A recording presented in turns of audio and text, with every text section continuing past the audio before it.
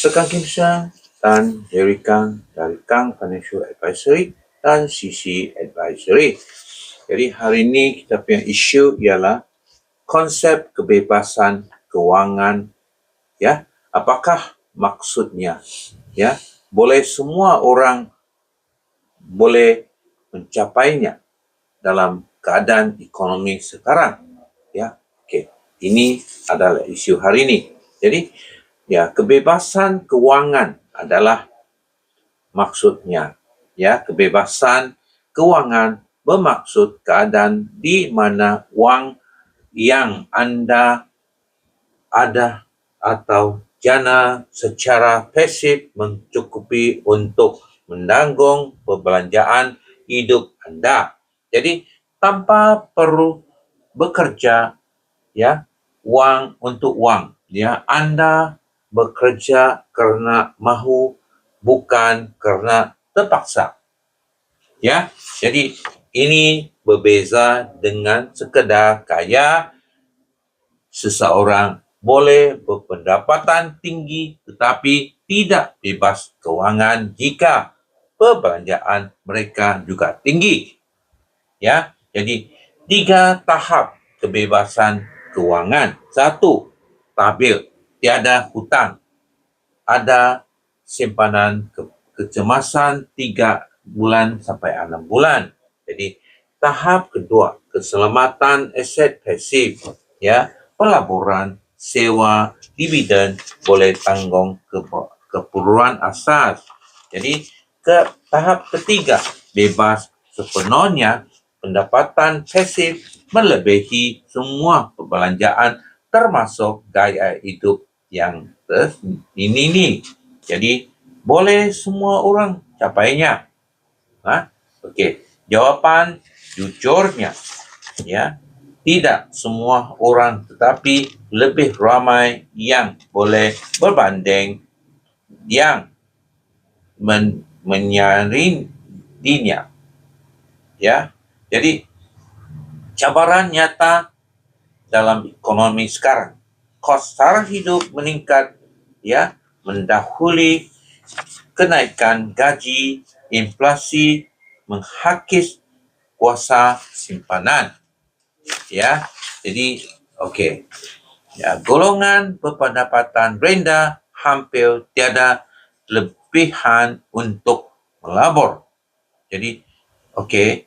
Jadi akses pada pendidikan kewangan tiada sama rata, namun faktor yang membantu, ya, teknologi memudahkan pelaburan dengan modal kecil, ya. Jadi ekonomi membuka peluang pendapatan simpangan, konsep financial independent retire early. Jadi membuktikan ia boleh dicapai bukan sahaja oleh golongan kaya. Jadi kesimpulan kebebasan kewangan, ya, sepenuhnya mungkin tidak tercapai oleh semua orang, tetapi kebebasan kewangan relatif, ya, hidup tanpa tekanan wang, bebas daripada hutang, ada pilihan, ya, boleh dicapai oleh kebanyakan orang dengan disiplin, strategi dan masa yang mencukupi. Ya, jadi sampai sinilah saya jemput Jerry ulas sedikit tentang hal ini. Jerry. Financial freedom, kebebasan kewangan. Manfaatnya dari segi pelancaran kewangan seorang individu. Sebenarnya financial freedom ni seorang individu perlu ada matlamat jelasan. Okey. Pelancaran kewangan tanpa matlamat, tanpa kompas, kebebasan kewangan memberi kesan konkret berapa jumlah aset yang diperlukan, bila hendak dicapai dan berapa kadar simpanan, berapa yang perlu. Seperti seorang buat bisnes, berapa modal dia perlu, berapa lama bisnes yang dia perlu buat, bila untuk berhenti buat bisnes. Sama juga dengan seorang pekerja, berapa lama untuk kerja, bila nak bersalah. Takkan nak kerja semua hidup. sikit. Nak kerja semua hidup tu susah lah. Kebebasan kawan-kawan ni dia mendisiplinkan tabiat macam mana individu berbelanja.